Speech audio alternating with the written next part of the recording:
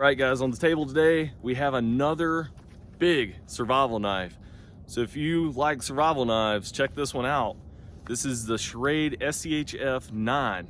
This was one of the first big survival knives that Schrade started making, and it has a really cool blade design to it. This is a Griffin design blade, and it's a pretty cool little design. I think it enhances the slicing capabilities and things of it. But stay tuned, we're gonna dive into the specs of this, show you an overall long-term impressions video, because this thing doesn't look stock. You can tell I've stripped off the coating.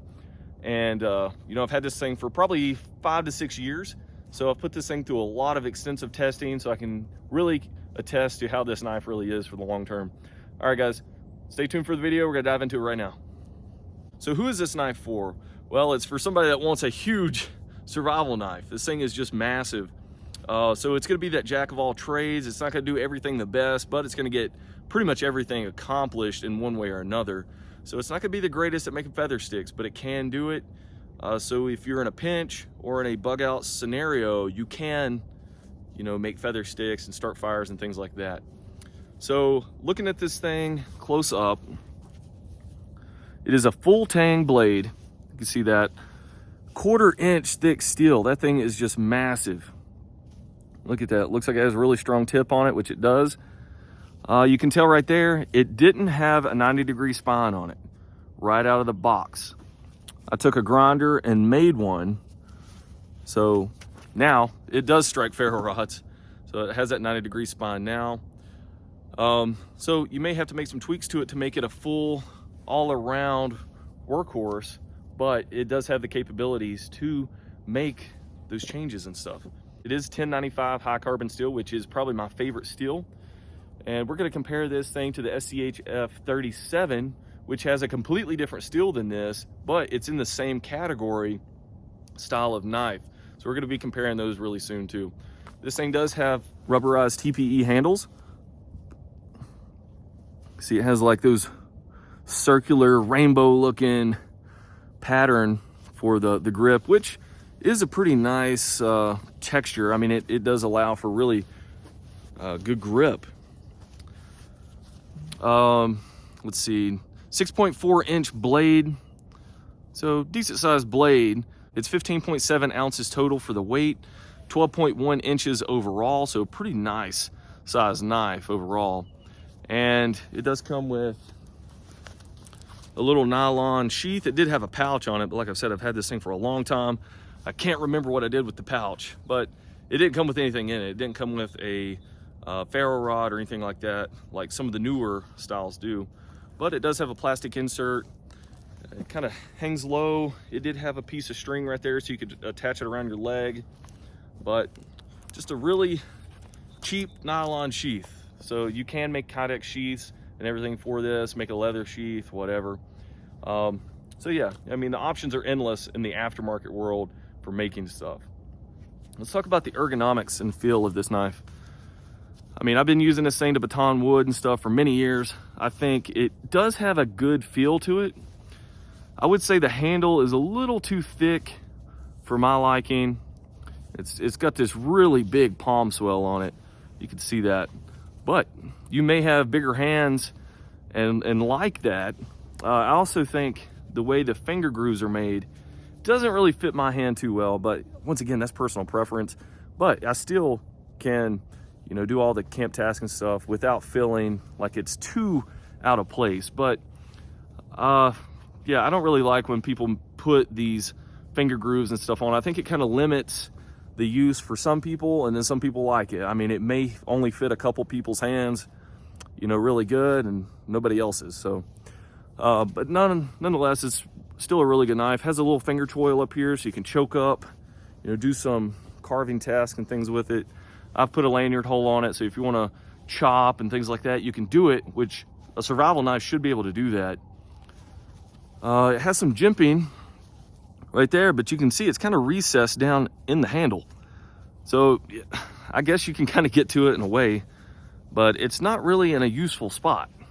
I think honestly, with it being so far back, it's kind of just more in the way. You would think it'd be up here, so when you choke up, you have that jimping. But it's kind of just a weird design. It's back here, and I'm not gonna hold the knife like this.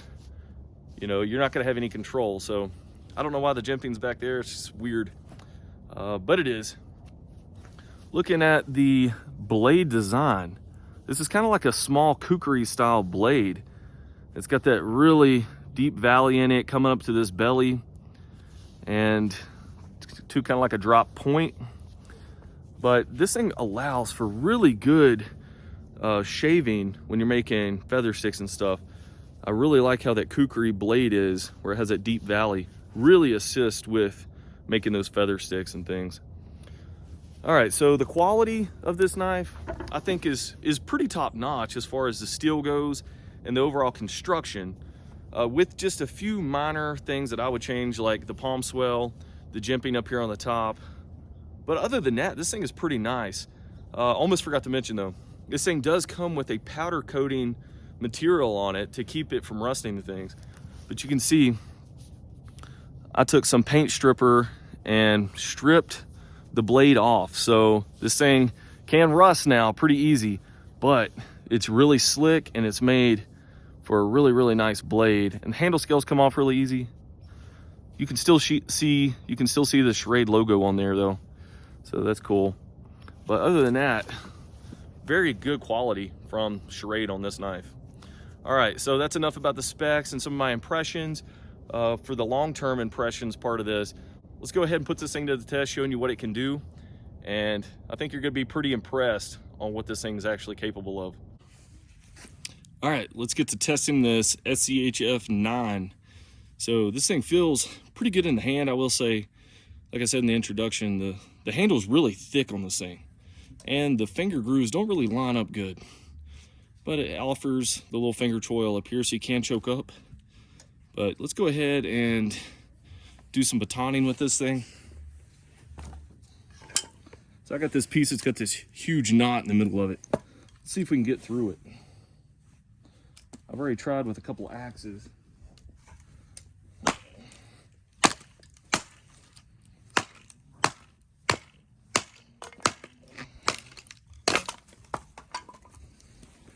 All right, we're definitely getting somewhere though.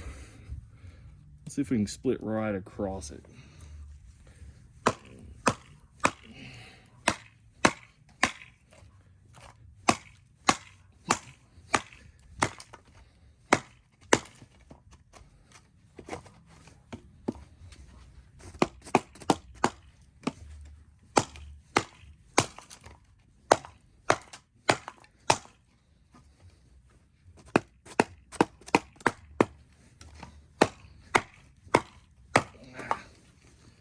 Ain't going nowhere.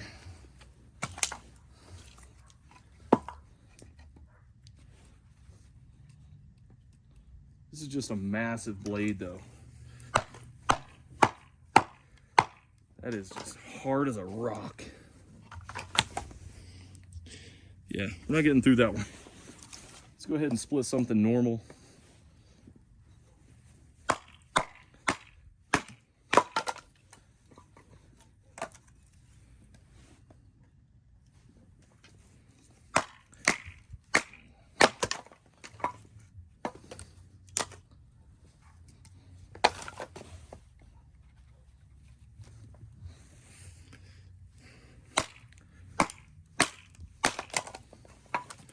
All right, this thing is a batoning dream because look at that 1/4 inch thick blade. It just acts as a big wedge, cuts right through on the batoning. So really good on that. See how this thing does on doing some chopping.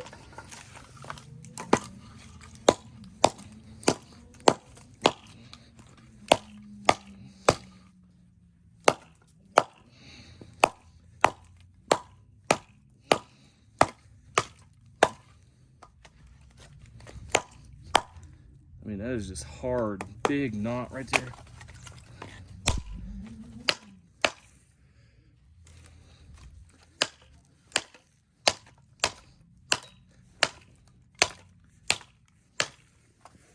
All right, does pretty good on the chopping.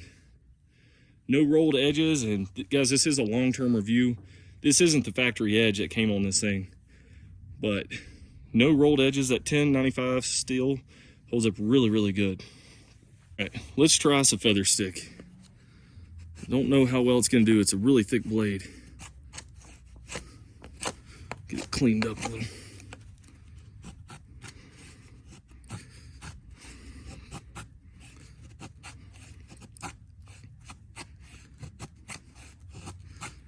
It's really hard to control it. Really hard to control this thing.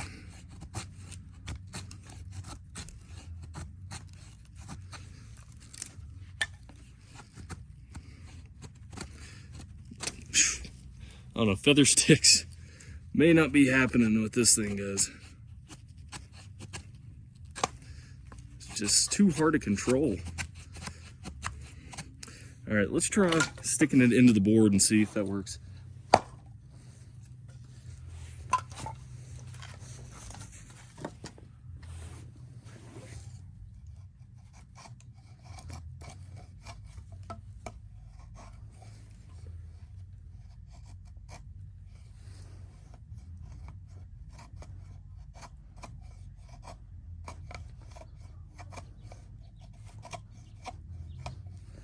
All right, so doesn't do feather sticks good at all because of that thick steel that it has, but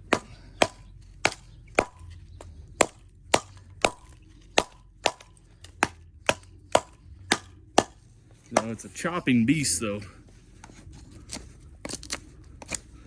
Let's see if it does any slicing. I mean, it actually does decent on the slicing.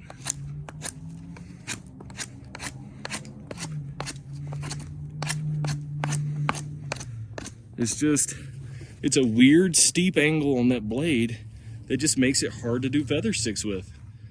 But other than that, I mean, it performs pretty good. So you can tell I have a 90-degree spine on this thing now. So if we wanted to, make some dust and stuff. Okay, so this SCHF9 did not come with a 90-degree spine right out of the packaging. So what I did, I took a grinder to the top of this thing. I don't know if you can tell, made a 90-degree spine. Let's see how it works.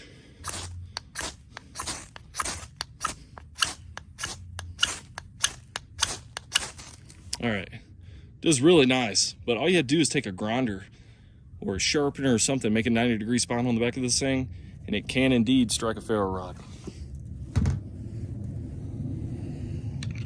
All right, guys, thanks for watching this video about the SCHF9 from Schrade. This thing is just a workhorse. I mean, if you're looking for a really solid knife that you can throw in your pack, rely on when the time comes, throw it in your vehicle. If you were to need this to, do anything, if your vehicle were to break down, you have to camp out for the night, whatever it may be, this thing can do it. I've even had to use one of these as a shovel one time. When my truck got stuck in the sand, I actually had to take one of these knives with the sheath on it and everything, and I was using it as a shovel to kind of dig myself out. So it's a big knife, it comes with a big sheath, so you can do things like that. So in my opinion, overall, I think this is a really, really nice buy if you're looking for a big survival knife. This could be that jack of all trades that you can throw in your bag. All right, guys, if you like these kind of videos, stay tuned for more. We're gonna have a lot more gear reviews coming out soon. Thanks for watching.